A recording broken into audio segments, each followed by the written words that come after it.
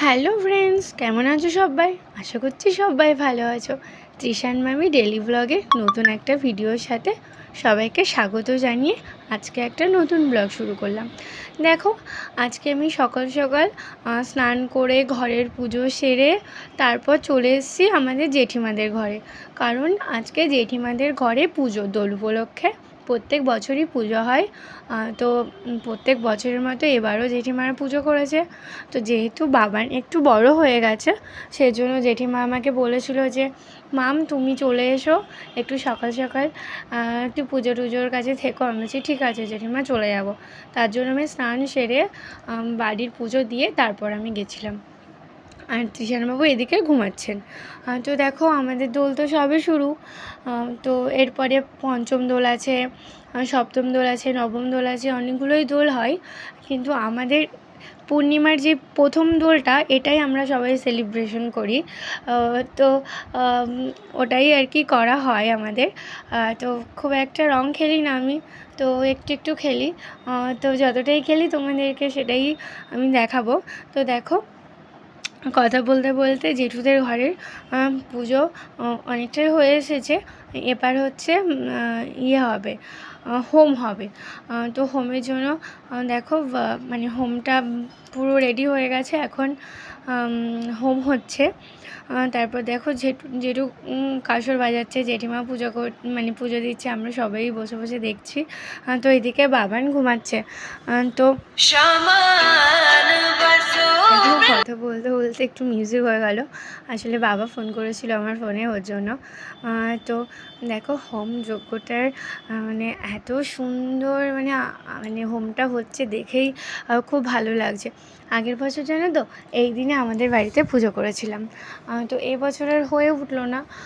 তো ভাবছি কিছুদিন পরে আর কি করব। তো ভেবেই রেখেছি, তো কিছুদিন পরে আর কি পুজোটা করব।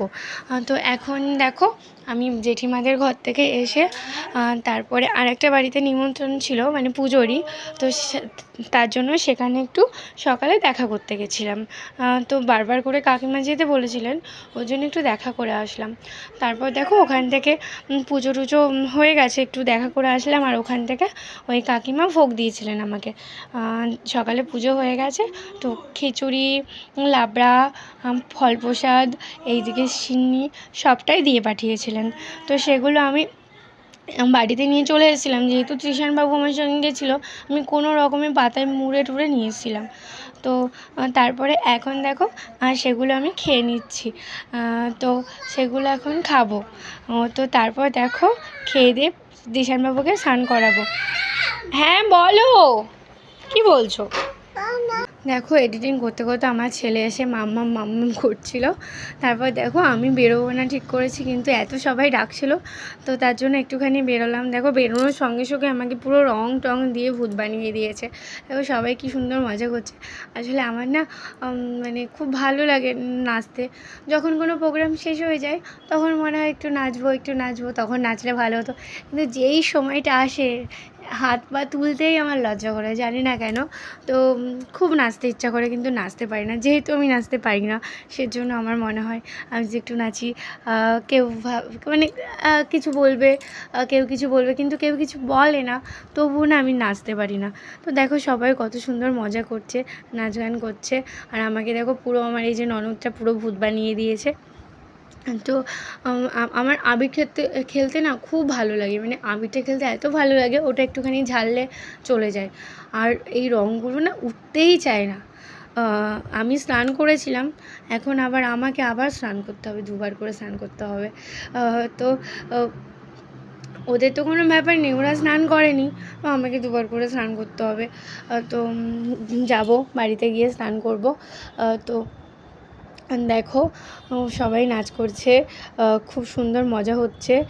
তো এবার না আমাদের প্রোগ্রাম ছিল আমি বাড়ি যাব দোলে, কিন্তু একটা কারণবশত আমি যেতে পারিনি। আসলে আমার দাদা একটুখানি পড়ে গেছিলো, পড়ে গিয়ে ওর একটু লেগেছে। তো মানে ভালোই লেগেছিলো, অনেকটাই লেগেছিলো। এবার আমি যে দাদাকে দেখতে যাইনি, তো তারপর আমি হোলিতে মজা করতে যাব, তো এটা আমার দ্বারা হবে না। তার জন্য আমি দাদাকে দেখতে যাইনি, পরে যাব, 2 দিন পরে যাওয়ার কথা আছে। তো তাই যাব। দেখো, তারপরে যেই কাকিমার বাড়ি দুপুরবেলা ভোগ নিয়েছিলাম ওনার বাড়ি রাতে নিমন্ত্রণ ছিল। দেখো এখানে ছিল খিচুড়ি, লাবড়া, তারপর লুচি, আলুর দম, তারপরে বেগুন ভাজা, এগুলো সব দিয়েছিলো আমাদেরকে খেতে। তো তারপরে আবার চাটনি আছে, মিষ্টি আছে। তো যেটুকু আমি ভিডিও করতে পেরেছি সেটুকুই তোমাদেরকে আর কি দেখাচ্ছি। তো সবার দোল কেমন কাটলো সবাই কিন্তু আমাকে জানিও। আর সবাইকে হ্যাপি হোলি। সবাই খুব ভালো করে মজা করবে হোলিতে। তো আজকের মতো ভিডিওটা